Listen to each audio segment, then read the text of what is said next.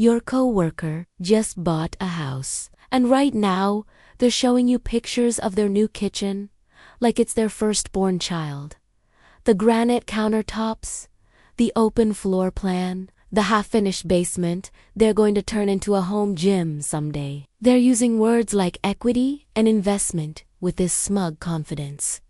You smile, you congratulate them, but inside, there's this gnawing feeling asking, why haven't I done this yet? What's wrong with me? Here's the thing, nothing is wrong with you. What's wrong is that you've been sold a lie so pervasive, so deeply embedded in the American psyche, that questioning it feels like heresy. The lie is simple.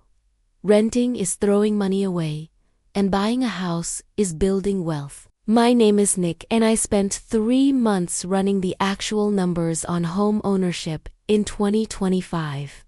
Not the numbers your parents used. Not the numbers real estate agents show you, the real ones. And what I found made me genuinely angry. Because the math that's supposed to lead to financial freedom, for most people right now, it's leading somewhere very different. Let's start with the phrase everyone loves. Rent is just throwing money away. You've heard it from your parents, your uncle at Thanksgiving, that guy at the gym who shouldn't be giving financial advice. The logic seems airtight. When you rent, you pay money and get nothing back. When you own, you're building equity. Except that framing is so dishonest, it should be criminal. Here's what they don't tell you. When you own a house, you are also throwing money away. Lots of it. You're just throwing it in different directions, so it's harder to see. It's distributed across interest, property taxes, insurance, and maintenance. But gone is gone. The only question is, how much and what are you getting in return? Say you buy a $400,000 house. You put down $50,000 and finance $350,000 at 7% over 30 years. Let's add this up. Your $2,330 mortgage payment just became a $3,500 to $4,000 per month reality. And here's the kicker. Out of that $4,000, only about $330 is building equity in year one. The other $3,670 thrown away into interest, taxes, insurance, and repairs. So when someone tells you renting is throwing money away, what they really mean is, renting is honestly throwing money away. Owning is throwing money away, while pretending you're not. That's less than 10% efficiency. If your car only converted 10% of its gas into forward motion, you'd call it broken. But when a house does it, we call it the American dream. Now here's where it gets interesting. Let's compare to people. Person A rents for $2,000 per month. Person B buys and pays $4,000 per month in total housing costs. Person B is spending an extra $2,000 every month. Here's what happens if person A takes that extra $2,000 and invests it in an S&P 500 index fund at a conservative 7% annual return over 30 years. That $2,000 per month becomes approximately $2.4 million.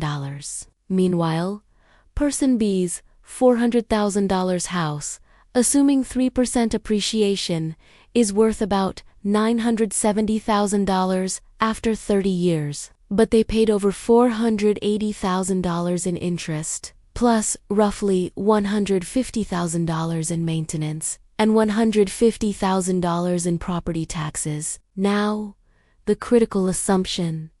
This only works if person A actually invests that difference.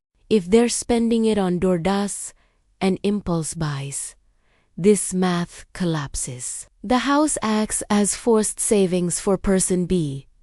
It's a savings account you can't raid at 2 a.m. when you're drunk online shopping. That's actually why many people build wealth through homeownership, not because houses are magic, but because they impose discipline. So, houses work for people who can't be trusted with their own money. But if you have even basic financial discipline, renting and investing wins by a mile. Let me show you what house poor looks like. Meet a couple making $180,000 a year, solidly upper middle class.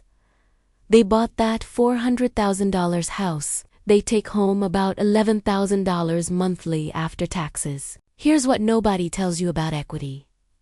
It's not real money until you sell. And you can't sell because you need somewhere to live. It's Schrödinger's wealth simultaneously existing and not existing. After 5 years, maybe they have $60,000 in equity. Sounds impressive until you realize they paid $80,000 in interest to get it. They paid the bank $80,000 to earn $60,000. That's a negative return. But let's say something goes wrong. One loses their job. They have exactly 8 weeks before they start missing mortgage payments. The house isn't an asset providing security, it's a liability demanding constant feeding. Miss 3 payments and the bank takes the house, keeps everything you paid, and you're out with destroyed credit. The renter, they downsize to a cheaper apartment and survive. They have flexibility. The homeowner has an anchor chained to their leg while the ship is sinking. This is where someone says, "But my house doubled in value in 10 years. Congratulations. So did rent. So did stocks. So did every asset class. Because we printed money and created inflation. Your house didn't outperform, it matched the market while demanding you fix the roof. And that doubling? You can't spend it. You can take out a home equity line of credit, which is just going back into debt, using your house as collateral. You haven't won. You've unlocked a new way to owe money." Here's the question nobody asks.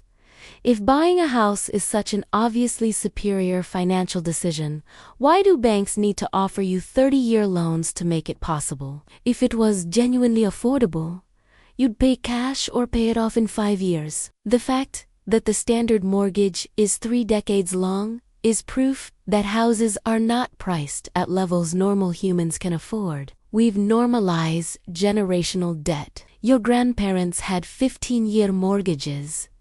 You're signing up for 30 years. Your kids will probably need 40-year mortgages or perpetual renting. The system isn't broken, it's working exactly as designed. It's a wealth extraction machine, and you're the input. So what's the actual solution? Stop trying. Reject the premise.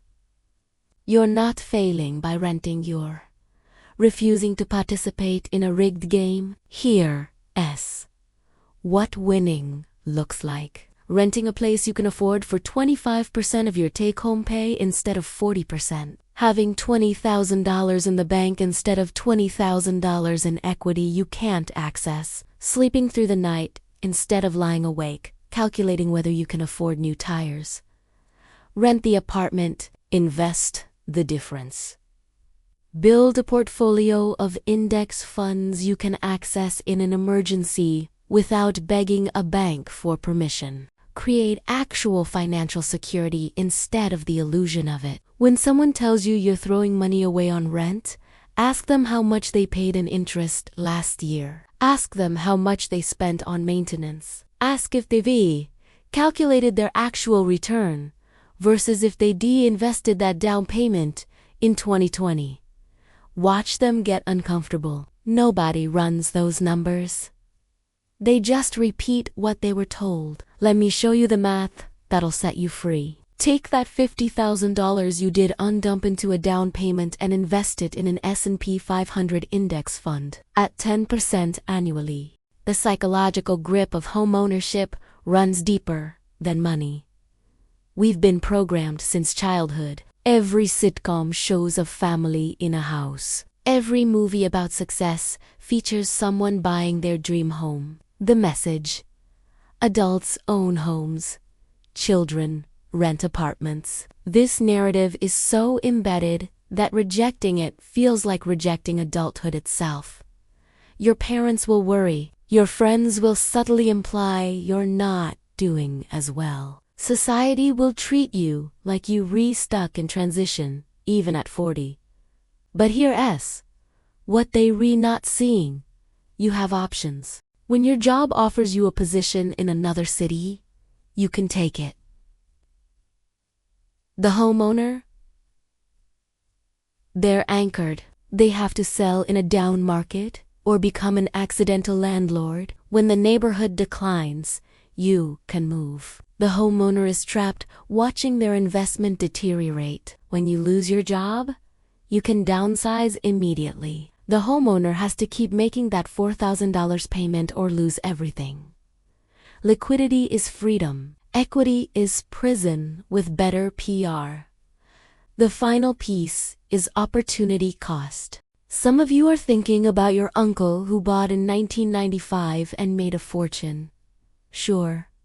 People who bought when houses cost 2 times annual income instead of 6 times did fine. But that world doesn't exist anymore. You're playing a different game with different rules. Pretending the old playbook still works is how you end up drowning.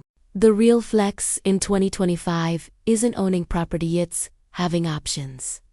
Walk into any room of homeowners and listen. They brag about equity and square footage, but they're also complaining about special assessments, stressed about the HVC, worried about the market.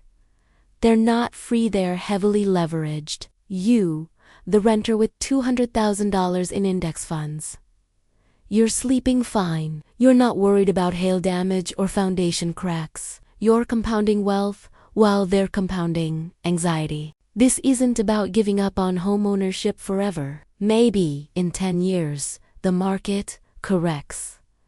Maybe your income triples. Maybe you move somewhere affordable. But right now, forcing yourself into a $500,000 mortgage you co-ENT. Afford is ENT, building wealth at S. Building an expensive trap decorated to look like success. Here's your homework. Pull up a spreadsheet tonight. Column A, what you pay in rent, plus what you could invest. Column B, the real total monthly cost of owning that house, everything we discussed. Run it forward 10 years. Then quadruple watch which number is bigger. That's not opinion. That's arithmetic. You're going to feel pressure. Your mom will ask when you're buying. Your coworker will show you their Ring doorbell footage like it's cinema. Let them. You're not playing their game anymore. You're replaying the one where you actually win, having money that moves when you need it instead of money. Sitting in walls demanding more money to exist. The housing market will keep pretending prices make sense. Real estate agents will keep saying, it's always a good time to buy. Banks will keep approving mortgages that shouldn't exist. But you're different now. You've seen the math they don't want you to see. You know the actual cost of that American dream they're selling. Rent the place that doesn't make you anxious. Build the portfolio that actually compounds. Sleep without wondering if you can afford the roof when it fails. That S not giving up. That S winning a game. Most people do you want to even realize they were losing until they reach 50 and still making payments on a house that owns them more than they own it. Real wealth is being able to say no to things that look like opportunities but calculate out as traps. You just learned how to say no. Now, go use it.